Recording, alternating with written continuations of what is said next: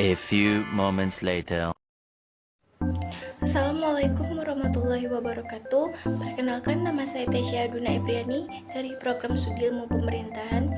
Baiklah, di kesempatan kali ini saya akan menjelaskan materi tentang pengendalian sosial. Dalam hidup yang saling berdampingan dengan orang lain di tengah lingkungan masyarakat, di mana pentingnya serta dibutuhkannya pengendalian sosial masyarakat di dalamnya. Nah, jika tidak ada pengendalian sosial tersebut, maka berbagai hal dapat terjadi seperti contohnya perampokan, tawuran, atau bahkan pembunuhan yang dapat merugikan lingkungan tersebut serta orang-orang yang ada di dalamnya. Nah, sebenarnya apa sih pengertian dari pengendalian sosial itu? Pengendalian sosial merupakan mekanisme yang digunakan untuk mengarahkan anggota masyarakat yang ada di dalam sebuah lingkungan untuk melaksanakan norma sosial yang berlaku di dalamnya. Nah, menurut ahli sosiologi, Peter L. Berger mendefinisikan dari pengendalian sosial merupakan segala cara yang dilakukan oleh masyarakat guna menertibkan atau mengatur yang ada di dalam lingkungan masyarakat tersebut ketika ia membangkang. Nah, selain itu, Joseph S. Rouchek juga mendefinisikan pengendalian sosial sebagai istilah kolektif yang memiliki acuan terhadap proses yang sudah direncanakan. Nah, dapat disimpulkan di mana setiap individunya itu dibujuk, dianjurkan, atau bahkan dipaksa dapat menyesuaikan diri pada kebiasaan serta nilai hidup yang ada pada suatu kelompok masyarakat. Bruce J. Cohen yang merupakan ahli sosiologi dalam pengertiannya mengenai pengendalian sosial sebagai berbagai cara yang digunakan atau mendorong setiap individu yang ada di dalam sebuah lingkungan masyarakat untuk memiliki perilaku selaras dengan kehendak kelompok masyarakat tersebut. Lalu, menurut Robert M. Zelawang, mendefinisikan pengendalian sosial itu sebagai segala cara yang digunakan oleh suatu lingkungan masyarakat untuk mengendalikan atau membantu pelaku penyimpangan sosial untuk kembali ke jalan yang lebih baik. Nah, berdasarkan definisi tersebut yang dapat diutarakan oleh para ahli tersebut, dapat disimpulkan bahwa pengendalian sosial merupakan sebuah proses yang dimiliki atau digunakan oleh seseorang ataupun kelompok dengan tujuan mempengaruhi, mengajak, atau bahkan memaksa anggota lain yang ada untuk menanamkan dalam dirinya nilai norma yang berlaku di lingkungan masyarakat tersebut tempat mereka berada. Setelah memahami apa itu pengendalian sosial, terdapat beberapa tujuan mengapa adanya hal tersebut di sebuah lingkungan masyarakat. Yang pertama yaitu mengurangi perilaku penyimpangan sosial yang mungkin dilakukan oleh seseorang. Dengan adanya penanaman nilai dan norma, seseorang akan mengerti untuk tidak melakukan hal-hal yang dapat merugikan dirinya sendiri serta orang lain. Lalu yang kedua, yaitu menciptakan ketentraman serta keserasian dalam hidup berdampingan di lingkungan masyarakat. Dengan adanya kesadaran dalam diri setiap individu masyarakat, risiko-risiko penyimpangan sosial akan minimalisir. Dengan begitu akan menciptakan ketentraman di lingkungan. Lalu yang ketiga, yaitu membuat pelaku mampu menyadari kesalahan yang diperbuatnya dan mau untuk memperbaiki dirinya sendiri serta tingkah lakunya terhadap orang lain. Lalu yang keempat, yaitu membuat pelaku penyimpangan sosial memiliki kesadaran untuk mematuhi nilai dan norma yang ada dan berlaku di lingkungan tersebut. Lalu yang kelima, yaitu membuat masyarakat memahami serta menanamkan dalam dirinya mengenai nilai dan norma yang ada, baik secara kesadaran diri sendiri maupun paksaan atau dorongan dari berbagai faktor. Berdasarkan waktu pelaksanaannya, jenis pengendalian sosial dapat dibagi menjadi dua, yaitu pengendalian preventif dan pengendalian represif. Nah, jenis pengendalian sosial berdasarkan waktu pelaksanaannya, yang pertama adalah pengendalian preventif, di mana pengendalian ini merupakan sebuah pengendalian yang terjadi pada lingkungan masyarakat sebelum adanya atau terjadinya sebuah perilaku yang menyimpang. Nah, pengendalian sosial preventif ini biasanya dilakukan oleh seseorang melalui sosialisasi mengenai norma-norma yang ada, pendidikan masyarakat sekitar, penyuluhan masyarakat, serta memberikan nasihat serta konsekuensi agar tidak terjadinya penyimpangan sosial.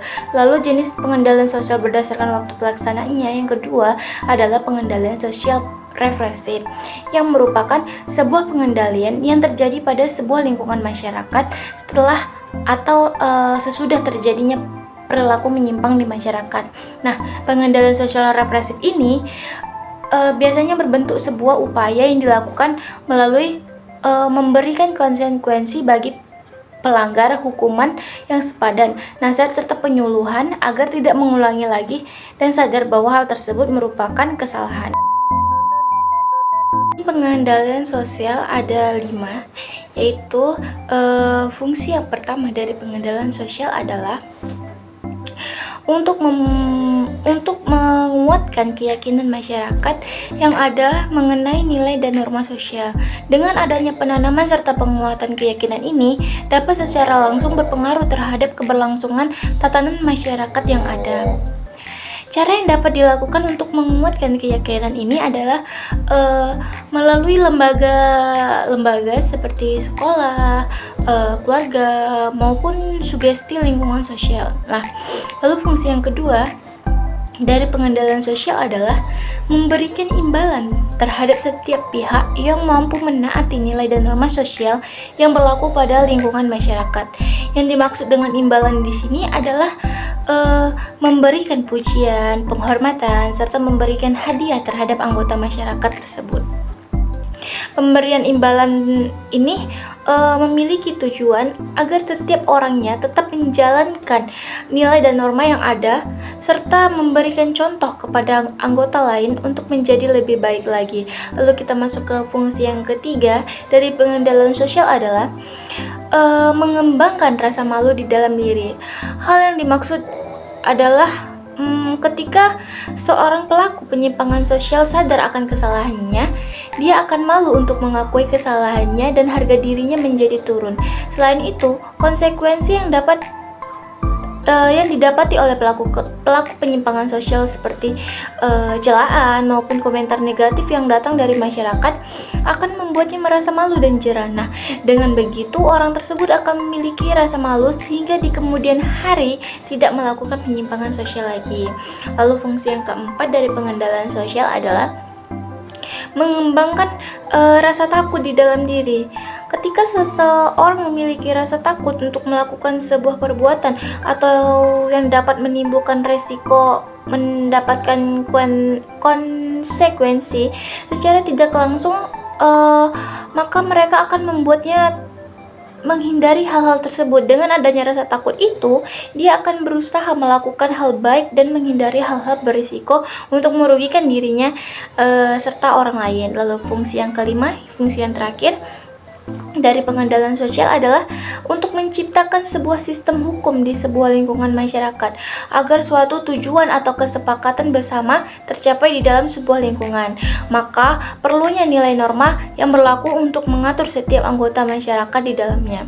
Nah, dengan adanya sistem hukum ini yang berisikan aturan serta konsekuensi yang dapat diterima oleh setiap perilaku penyimpangan sosial, dengan begitu masyarakat akan sadar untuk tidak melakukan hal-hal tersebut jika tidak ingin mendapatkan ganjaran atau perbuatannya. Di dalam kehidupan bermasyarakat terdapat berbagai macam bentuk dari pengendalian sosial yang dapat dilakukan atau dilihat. Nah, bentuk pengendalian sosial yang pertama adalah gosip atau yang sering kita sebut dengan desas-desus, merupakan sebuah perilaku bertukar informasi yang dilakukan oleh seseorang tanpa adanya bukti konkret yang jelas mengenai sebuah peristiwa ataupun perilaku negatif. Nah, bentuk pengendalian sosial yang kedua adalah teguran yang pada umumnya dilakukan oleh sekelompok maupun sebuah kelompok pelaku penyimpangan sosial yang dapat mengganggu keharmonisan lingkungan masyarakat tersebut. Nah, dengan melakukan hal ini, seseorang memberikan kritik secara langsung serta terbuka sehingga pelaku penyimpangan sosial tersebut dapat langsung sadar akan kesalahan yang diperbuatnya. Nah, lalu bentuk pengendalian sosial yang ketiga yaitu sanksi atau hukuman diberikan kepada orang yang melakukan perilaku penyimpangan sosial, seperti pada contohnya dalam kehidupan sehari-hari adalah ketika kita sekolah dan ditegur karena menyontek saat ujian, maka nilai yang diberikan langsung 0. Nah, dengan begitu dia menjadi memiliki kesadaran untuk takut dan tidak melakukan hal tersebut. Bentuk sanksi ini sendiri juga memiliki dua manfaat, yaitu membantu seseorang agar sadar dari penyimpangan sosial, lalu menjadi sebuah peringatan bagi anggota masyarakat lain untuk tidak melakukan kesalahan yang sama. Nah, bentuk pengendalian sosial yang keempat adalah melalui pendidikan, di mana semakin tinggi pendidikan yang dimiliki seseorang, maka pemahaman mengenai nilai dan norma yang ada akan lebih baik, serta dapat mempraktekkannya dalam situasi nyata dan membantu membawa perubahan terhadap lingkungan masyarakat.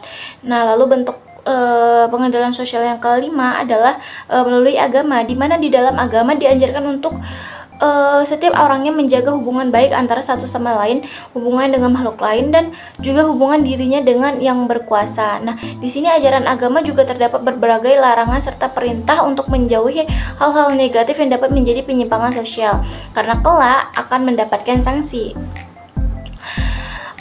Lalu ada cara pengendalian sosial. Di sini cara pengendalian sosial itu ada dua.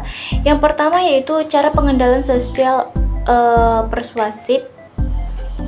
Cara ini digunakan untuk melakukan pengendalian sosial menggunakan cara persuasif, di mana dengan menggunakan cara ini tidak adanya kekerasan terhadap pelaku penyimpangan sosial, namun cara yang digunakan adalah memberi nasihat atau memberi himbauan serta membimbing agar tidak melakukan perilaku penyimpangan di kemudian hari. Nah, cara persuasif biasanya digunakan di dalam lingkungan masyarakat melalui bentuk lisan atau simbolis yang berbentuk spanduk, poster, maupun iklan layanan masyarakat yang disebarkan ke anggota masyarakat.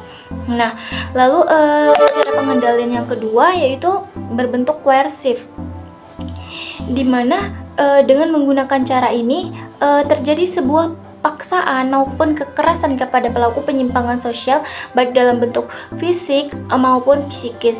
Hal ini seringkali dilakukan oleh pihak yang berwenang ketika sudah tidak memiliki cara lain untuk menyadarkan pelaku tersebut. Namun dengan menggunakan cara ini seringkali menimbulkan konsekuensi seperti reaksi negatif dari pihak lain. Salah satu contohnya yang dapat kita lihat adalah pengusiran penertiban pedagang kaki lima atau PKL yang berjualan di jalan raya, di mana seringkali membuat jalanan menjadi sempit dan menimbulkan kemacetan. Oleh sebab itu, seringkali posisi yang berpatroli memperingatkan mereka untuk berpindah, namun tetap tidak dipedulikan, akhirnya penggunaan cara koersif ini. Nah, mungkin cukup sekian hasil penyampaian materi dari saya. Terlebih dan kurangnya saya mohon